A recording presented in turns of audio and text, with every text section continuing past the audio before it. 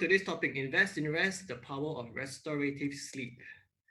So before I start, let me introduce what is occupational therapy and how it is related to sleep. OT aims to develop and maintain a person's capacity throughout life to perform day-to-day tasks and roles essential to meaningful and productive living. So we focus on three main things: physical, cognitive, and emotional aspects of your life. And it's also done through therapeutic use of daily activities and tasks. So what do I mean? So actually, occupations, right, it does not equate to just your job or your employment.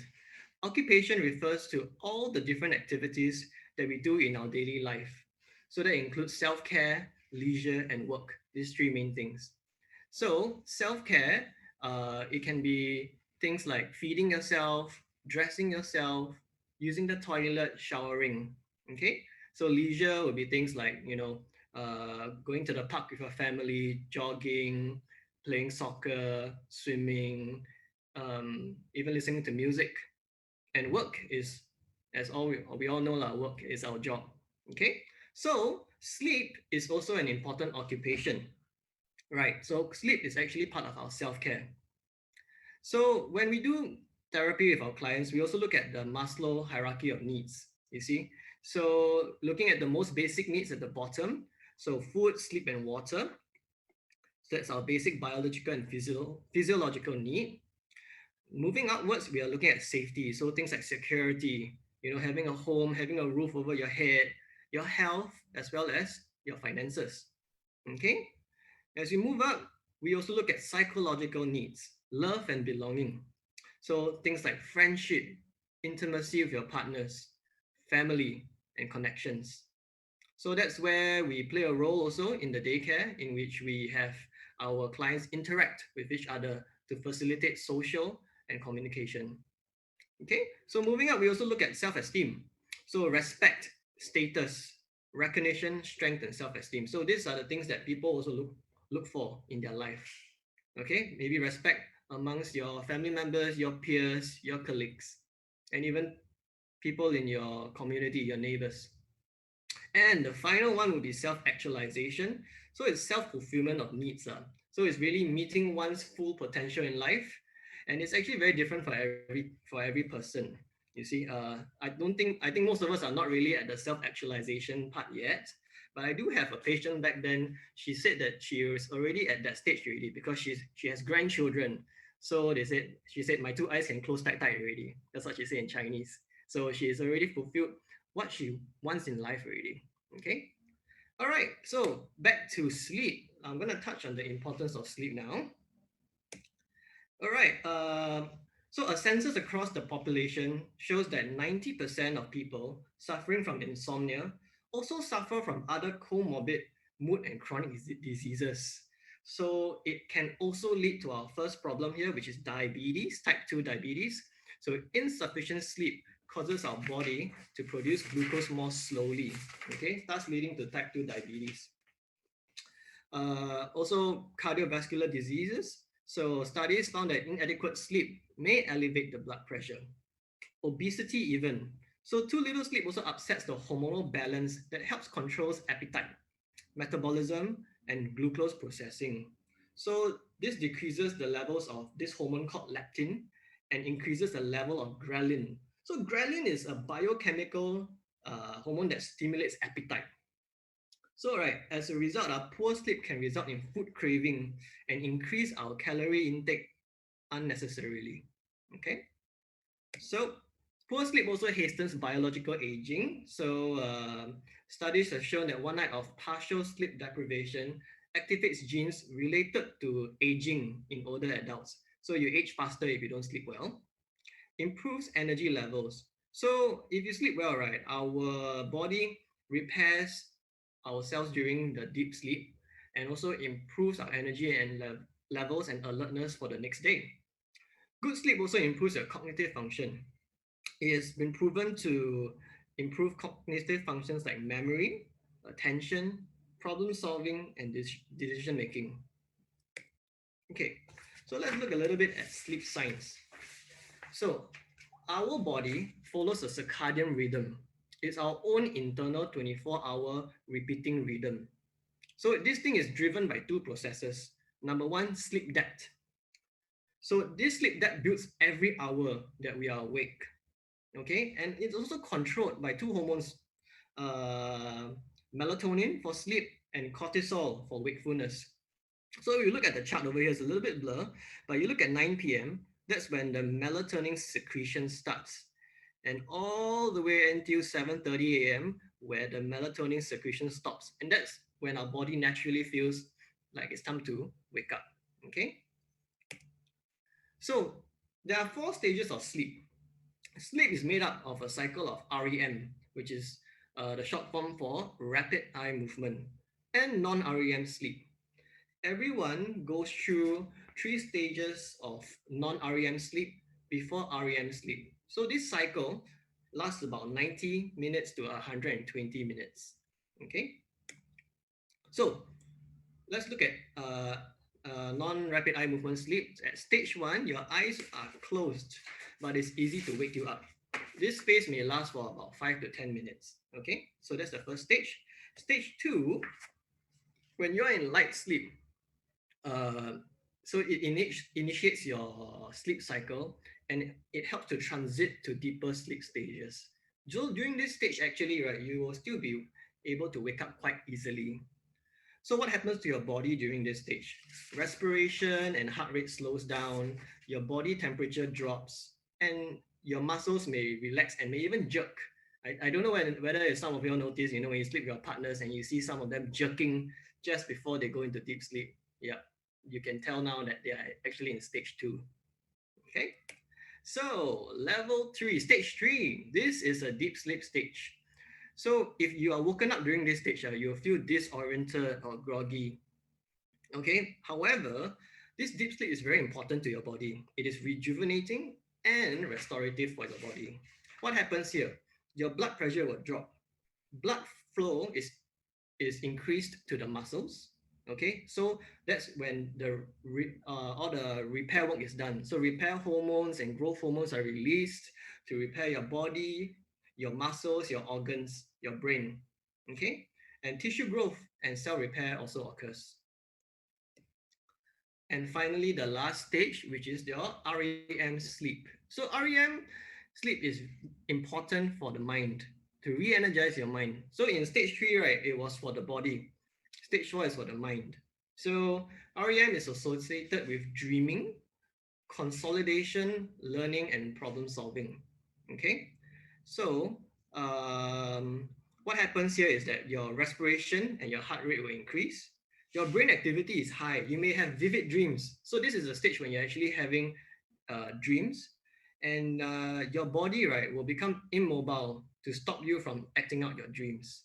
So people who cannot become immobile may actually start to sleepwalk during this stage. Okay, so let's move on to sleeping and aging. So how much sleep do we actually need? So infants, at the start when they're first born, they need about 12 to 16 hours a day of sleep, including naps. But looking at ourselves, I believe most of us are adults, age 18 and older. We need at around 7 to 8 hours of day of sleep. Yeah, so this is a general guide, but more importantly, right, is actually how you feel when you wake up and your energy levels throughout the day. Some of us will need a little bit more, some of us will need a little bit less. Okay, so it depends on each and every individual. So, so sleep pattern change as we advance. Okay, as we age. Okay, due to advanced sleep phase syndrome. As we age, right, our body also produces lower levels of growth hormone and melatonin. Okay, so this melatonin helps to make you feel tired to sleep. But however, as we age, this is normal and to be expected. So sometimes some of my older clients say, hey, I only need about 3 to 4 hours of sleep or 3 to 5 hours of sleep. Likely it's because of this reason. Okay, so issues of sleep. So like all of us, some of us have, we can't fall asleep, or we have unrestful sleep, waking up multiple times because of various reasons. Partner is snoring, or you have to go, or you have to wake up and pee a few times a night. So this unrestful, this disturbed sleep, right, will cause things like sleep deprivation. Okay, so on the next day, right, you feel sleepy. Okay, and for some people, they have this problem which is called micro sleeping. So they may be attending to something, let's say in the meeting, and then suddenly you just nod off and fall asleep. Or in more dangerous situations, people who are driving and they nod off and fall asleep. So sleep deprivation may cause micro sleeping. It will cause mood changes. So I mean, all of us know that you don't sleep out the day before, you're likely gonna be moody the next day. So like I've shared also, forgetfulness and difficulty to focus. Okay. Some things also affect your sleep, such as medical issues, lung and heart conditions, okay, gastrointestinal conditions, maybe people with reflux. So when you lie down, you get reflux, you get heartburn, you wake up coughing, and kidney issues. So like what I shared previously, kidney and bladder issues. It could be you have a bit of a continent problem, so you have to wake up multiple times a night to pass urine. Okay, so that affects your sleep quality. Older ladies with menopause, you may feel hot flashes and even night sweats. Maybe not even people in menopause. My wife who was pregnant recently also wakes up with hot flashes and night sweats. Yeah, so it's also due to hormonal imbalance. That's why you may experience such things. Medication. So a combination of drugs and its side effects. So many of us, as we age, we have a few chronic diseases, and we take quite a few combinations of drugs. So some of them will actually cause you to stay up at night, or people who actually take some sort of brain stimulants or uh, adrenaline, uh, so that will affect their sleep, especially if they don't take it at the prescribed timing or if they take it too close to their bedtime. Lifestyle, yes, this is something we can change. Lack of exercise during the daytime, inadequate daytime activity. So, very often for the retirees, for the elderly, they don't have to work, they don't have to do housework because the maid does it for them. So, they do nothing at home, just watch TV and sleep in the daytime. That will affect their quality of sleep at night. Okay, so sunlight, sleeping during the daytime, when the sunlight hits your body, you produce more cortisol, so that also affects your sleep. Decreased social engagement, and like what I said just now, naps during the daytime. And of course, stress. Yeah, so a lot of us feel stress from many things, our jobs, our loved ones also give us stress, our children also give us stress. Stress from significant life changes as well, so that will affect your sleep. So there are some sleep solutions that the doctor may prescribe to you if you have sleep problems. So they'll try some pharmacological solutions first. So they use sleeping pills, which are classified as sedative hypnotics. So how all this uh, drugs work is that it depresses your central nervous system and causes you to feel drowsy. Then you go and sleep. There are other drugs that they use is that are substitute for the organic hormones, like the one I shared just now, melatonin. Okay, but the problem is that these drugs, right? uh, like most drugs, our body develops a tolerance to it. Okay, so in the end, as the months and years go by, you may need a stronger dosage, stronger and stronger dosage. Um, it may have a hangover effect, um what we call hyposomnia. So after you wake up the next day after having this drug, you have a long, even though you have a long sleep, a good sleep, but you may have this hangover effect, lah. If you take these drugs, just like taking alcohol the night before. It may cause dizziness and headaches, and it can potentially be addictive, meaning if you don't take this drug, now you're on this drug to help you sleep, and if you don't take it, you cannot sleep, and that is a problem, you see. So it also causes some long-term attention and memory problems. So if we are not talking about pharmacological solutions, actually sleep hygiene involves a lifestyle and an environmental change. Okay, so it's to improve your quality of sleep and to understand the underlying problems, causes of your sleep problems. So I'm going to share with you some tips. The following tips can help you to identify and overcome age-related problems and to get a good night's rest and to improve the quality of your waking life. Okay, so sleep hygiene. What is sleep hygiene actually? Sleep hygiene encompasses terms referring to a variety of different practices and habits necessary for a good night's time sleep. They can help to improve your ability to fall asleep faster and stay asleep longer. And they also improve the quality of sleep. So we wake up feeling refreshed instead of feeling sluggish. So this is basically changes of your habits, your daily practices.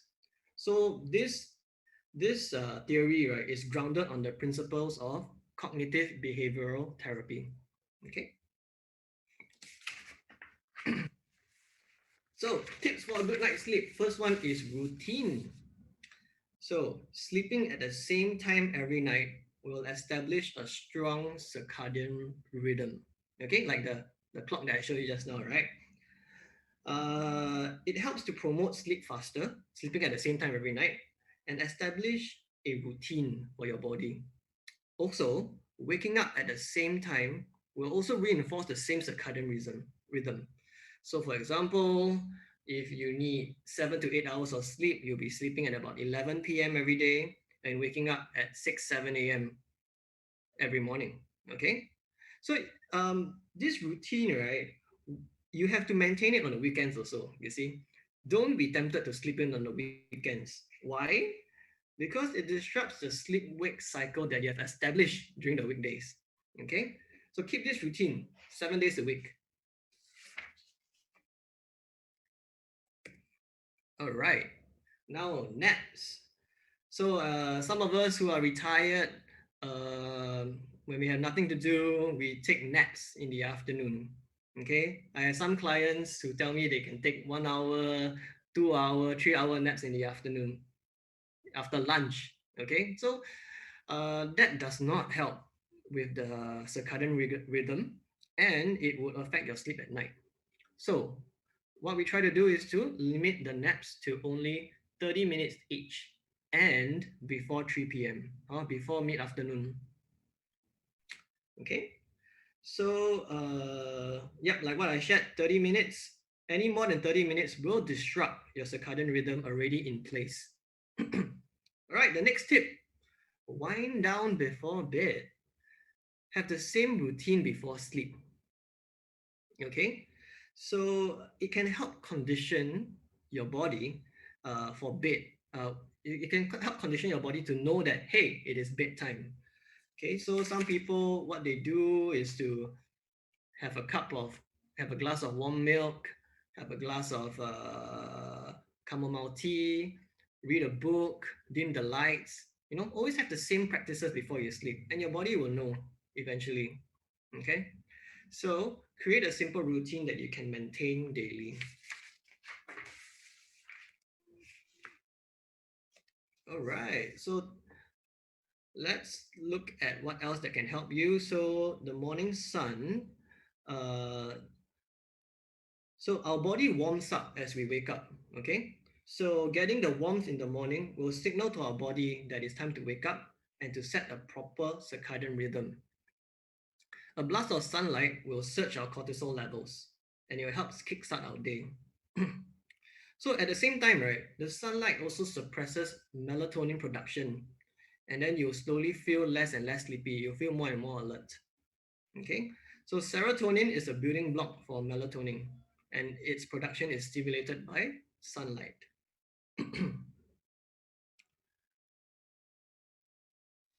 So enough serotonin throughout the day will slowly convert into melatonin. So by nightfall, we are ready for a good night's rest. So food, sugar. So we should try to stay away from sugary foods and drinks from late afternoon onwards, as to reduce unnecessary wakeful energy. So why so? Because sugar breaks down to give us energy and keeping us awake for longer periods of time. Staying away from sugary foods, right, will will reduce the unnecessary wakeful energy that it provides. And of course, I'm sure everyone knows caffeine. Please stay away from coffee, black teas, and even green tea from mid-afternoon onwards. Okay? Because caffeine can stay in our body for more than for up to 8 hours. Okay? So we want it all out of the body before we go to sleep. So please stay away from caffeine from mid-afternoon onwards. So relaxing drinks, like I shared just now, you have to drink decaffeinated tea. So for example, chamomile tea, decaffeinated green tea. You can try warm milk as well.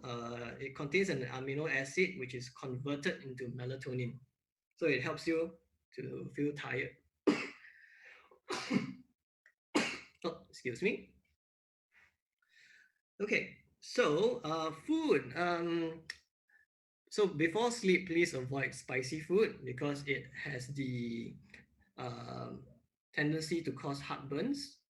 Okay, avoid large meals also. So people with heartburns and reflux problem, if you do eat a large meal before you sleep, and when you lie down, the food will come out, will be reflux through your throat, and then you'll feel the heartburn. Okay, and it will affect your sleep. Okay, so temperature. So drinking a warm drink just before bed raises our body temperature slightly, and as it drops, right, you'll feel tired. Okay. Alcohol. Oh, that is interesting topic. So so a lot of people actually, some people actually drink alcohol before sleeping because they feel that alcohol helps them to sleep faster. You see. So although alcohol may help you to sleep faster, studies show that it actually worsens your quality of sleep by disrupting the sleep stages that I was sharing with you just now, from stage 1 to stage 4.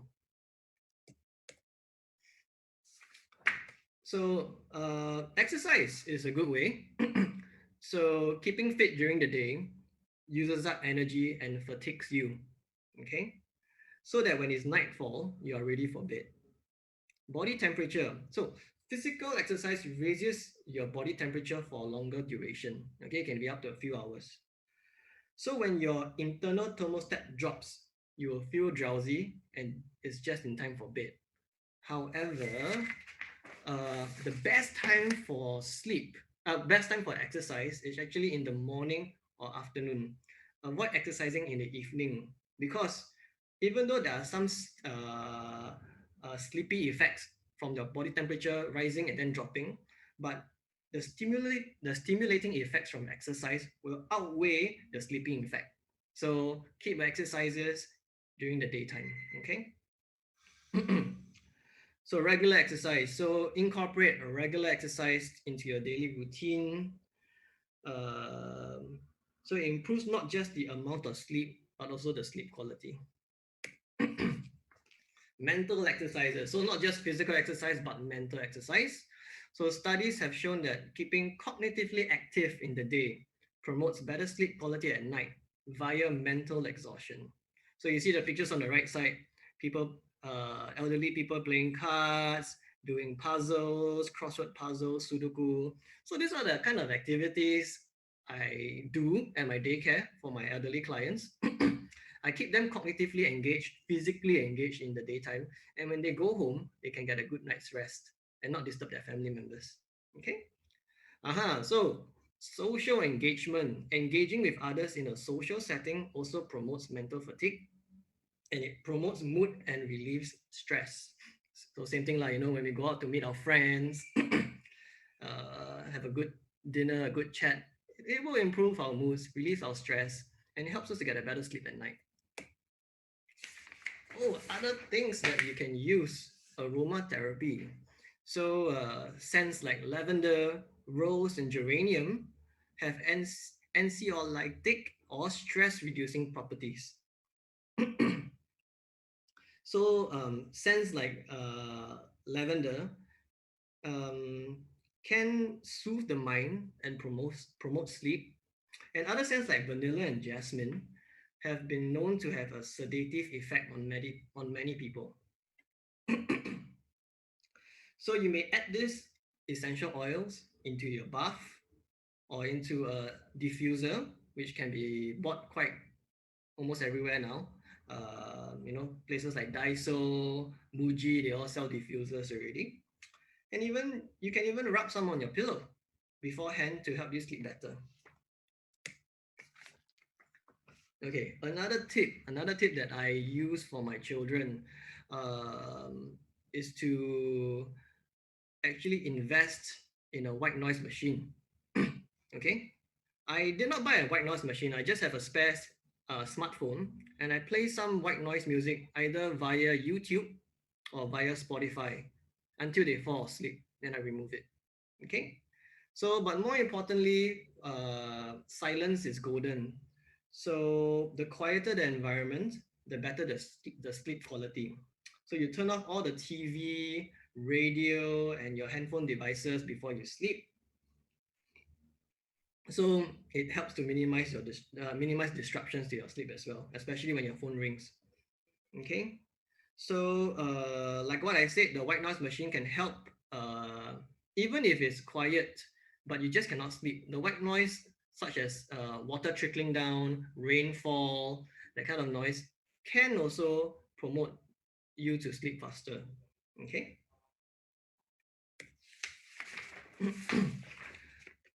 Aha, so tips for a good night's sleep, relaxation, screen time. I think a lot of people have been talking about this. So avoid screen time just before bed. So that includes all your television, your handphone, your tablets. All right. Why?